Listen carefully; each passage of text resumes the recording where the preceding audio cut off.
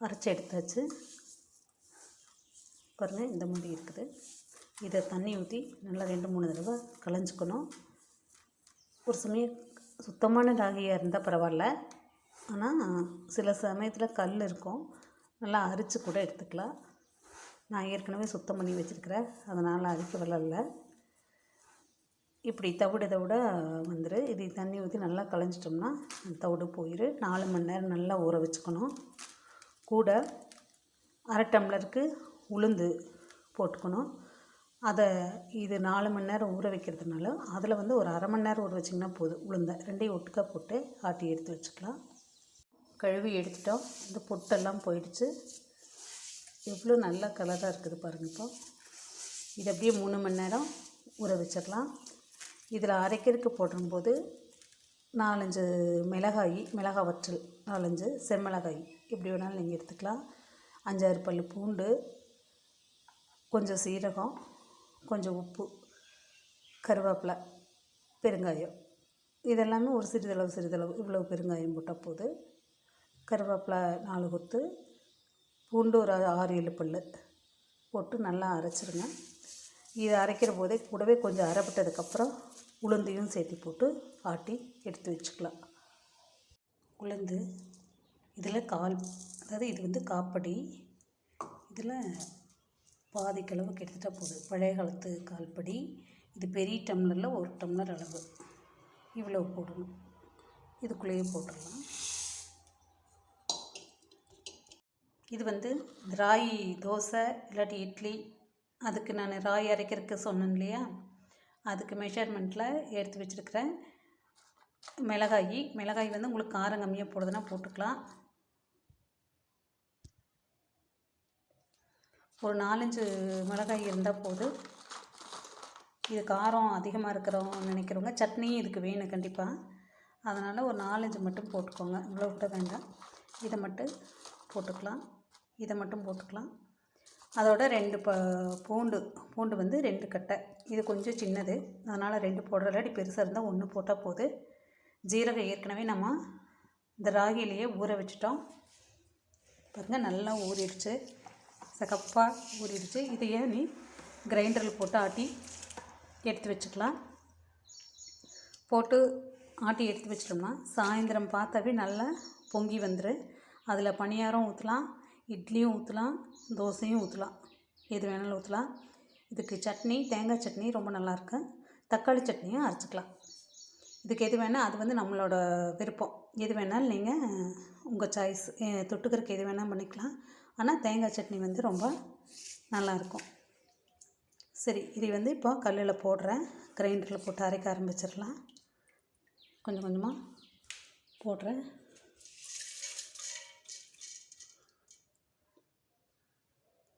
இப்போ அரைக்க ஆரம்பிச்சிடலாம்.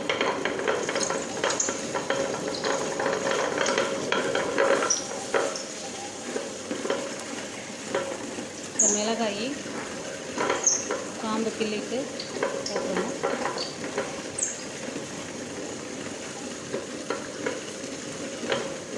மிளகாய், பூண்டு இதெல்லாம் போட்டு அரைச்சிடலாம். இப்போ இந்தளவு காப்பிடுச்சு.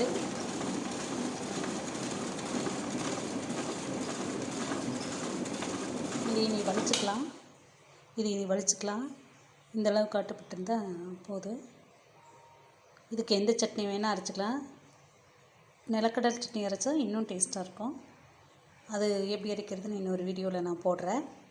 இதை இப்போ மாவு எடுத்து நம்ம வலிச்சு வச்சிடலாம். இதில் ஏற்கனவே உப்பு போட்டோம், மிளகாய் போட்டோம், ஜீரகம் போட்டோம், அப்புறம் கருவேப்பிலை, அதை நான் சொல்ல மறந்துட்டேன், கூட சேர்த்துக்கோங்க. கருவேப்பிலை அதையும் போட்டு ஆட்டிக்குங்க. உளுந்தும் போட்டு ஆட்டியாச்சு. உளுந்து 1/4 டம்ளரு. இது ராகி வந்து 4 டம்ளருக்கு அரை டம்ளரு உளுந்து. சரி, நீ வலிச்சுட்டு அப்புறம் நான் பணியாரம் செய்கிற போது நான் உங்களுக்கு எப்படிங்கிறத சொல்கிறேன். இட்லி தோசையை விட பணியாரம் ரொம்பவே டேஸ்ட்டாக இருக்கும், ராகி பணியாரம்.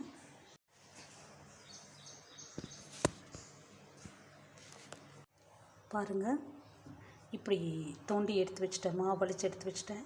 அதில் இருக்கிற தண்ணியே உள்ளே கழுவி இதுக்குள்ளேயே ஊற்றிக்கணும். அலசாமல் அப்படியே நான் கலக்காமல் அப்படியே மேலே அப்படி மட்டும் தண்ணி ஊற்றி வச்சுருக்கிறேன். இந்த அளவுக்கு தான் தோண்டி வைக்கணும்.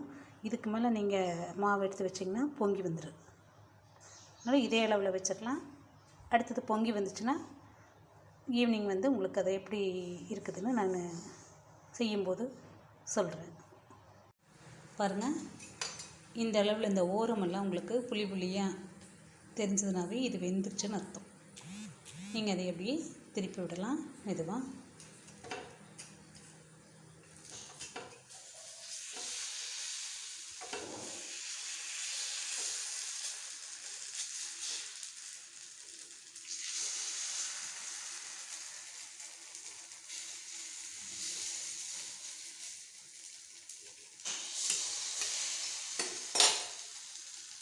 இப்போ இதை அப்படியே திருப்பி விடணும். பாருங்கள், இந்த ஓரம் பூரா நல்லா அப்படியே ரொட்டி மாதிரி அழகாக வந்திருக்குது. இப்படி திருப்பி எல்லாமே திருப்பி விட்டுறணும்.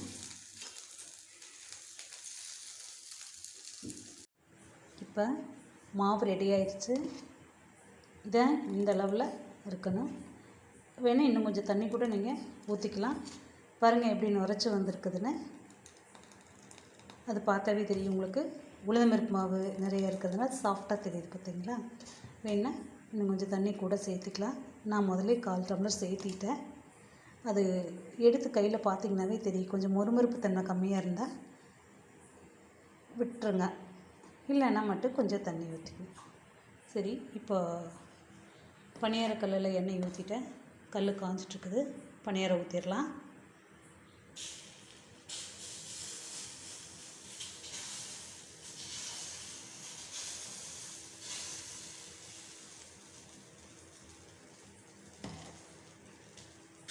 இப்படி 3/4 குழி ஊற்றுனீங்கன்னா தான் அது வெந்து மேலே வரும்போது கரெக்டாக இருக்கும். இல்லைன்னா அது வேகாத மாதிரி வெளியில் வந்துடும். வெளியெல்லாம் டச் ஆன மாதிரி பார்க்குறக்கு நல்லா இருக்காது. இது மொறுப்பு தன்மை அதிகம் இருக்குது. இப்படி 3/4 குழி ஊற்றினீங்கன்னா அதுவே ஃபில் பண்ணிக்கும். இதே ஜாஸ்தியாக ஊற்றிட்டு இந்த குழியில் அப்படியே கொஞ்சம் சிம்லேயே வச்சு வேக வைக்கணும். ஏன்னா இது இண்டோலிய கல், அதனால். இப்போ ஊற்றியாச்சு, சிம் பண்ணிட்டேன். இது வரைக்கும் அடுப்பு கொஞ்சம் ஹையாக வச்சுருந்தேன். இப்போ சிம் பண்ணிட்டேன். அப்படியே வெந்துட்டுருக்குது. ஒரு 10 நிமிஷம் விட்டுருங்க சிம்லேயே. அதுக்கப்புறம் உங்களுக்கே தெரியும் இந்த ஓரமெல்லாம் ப்ரௌனிஷாக வரும். அப்புறம் எடுத்துக்கலாம். அதையே எடுத்துடலாம். எல்லாமே ஓரளவுக்கு நல்லா வெந்துருச்சு. திருப்பி போட்டாச்சு. எடுத்துடலாமா?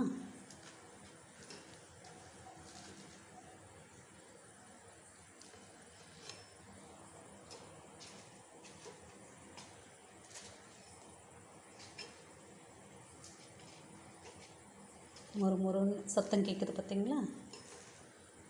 எடுத்தாச்சு.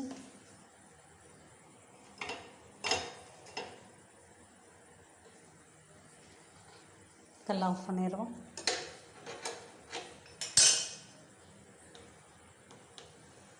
பாதி சூட்டில் இருக்கிற போதே நீங்கள் ஆஃப் பண்ணிட்டீங்கன்னா சரியாக இருக்குது. அந்த சூட்டுக்கு அந்த பணியாரத்துக்கும் திருப்பி போட்டோடனே நீங்கள் ஆஃப் பண்ணிட்டீங்கன்னா சரியாக இருக்கும். பாருங்கள், இப்போ இந்த பணியாரம் நல்லா வெந்திருக்குது.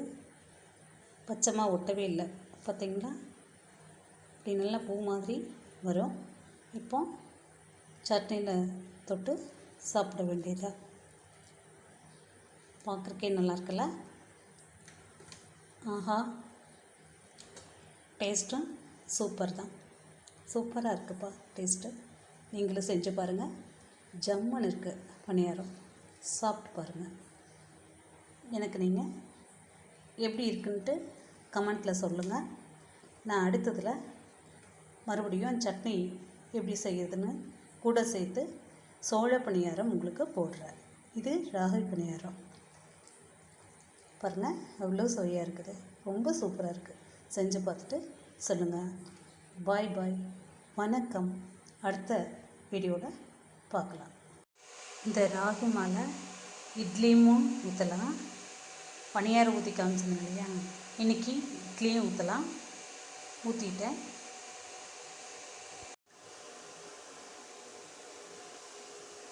ஊற்றிட்டுருக்கேன்.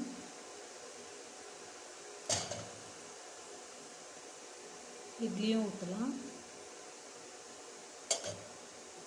மனம் கம கமன்னு ஜம்முன்னு மனம் இருக்கும். வெந்துருச்சுனாவே இந்த மனம் நல்லா வெந்ததுக்கு அடையாளமாக ஜம்முன்னு வாசனை வரும். பாருங்க, சூப்பராக இட்லி எடுத்தாச்சு. இனி சட்னி வச்சு சாப்பிட வேண்டியதுதான். இட்லி பாருங்கள், பூ போல் எவ்வளோ சாஃப்டாக இருக்குதுன்னு. இந்த பிட்டை அப்படியே பூ மாதிரி மிருதுவாக பிஞ்சு வரும். ரொம்ப சாஃப்டாக இருக்கும். தொட்டு பார்த்திங்கனாவே குழி விடுவது பார்த்திங்களா, இவ்வளோ சாஃப்ட்டு. சூடாக இருக்குது, அதான் பிக்க முடியல.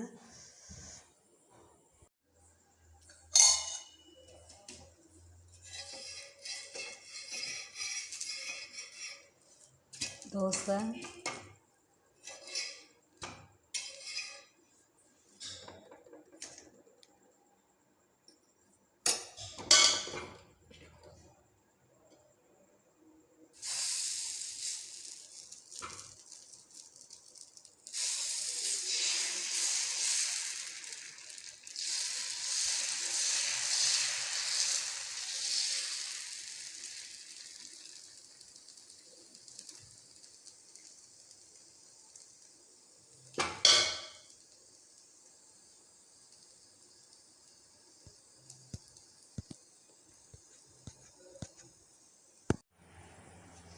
இதுவும் பணியாரம் நல்லா சூடாக சர்வ் பண்ணுறதுக்கு சூப்பராக இருக்குது பாருங்கள். இப்படி எடுத்தாவே நல்லா கையே பூ போல் சாஃப்டாக பிஞ்சு வரும். இதை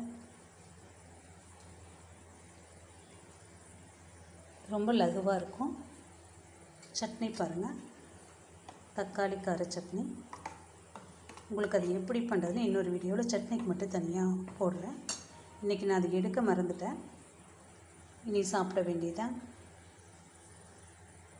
ராகி இட்லி இப்போ வெந்துருச்சு, எடுத்துடலாம்.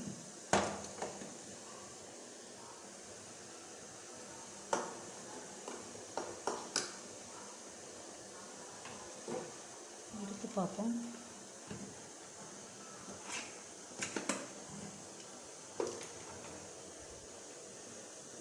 ராகி இட்லி இப்போ வெந்துருச்சு பாருங்கள், இவ்வளோ சூப்பராக இருக்குதுங்க. ஒரு கை தண்ணி தெளித்து, கொஞ்சமாக தண்ணி தெளித்து எடுத்துருவோம்.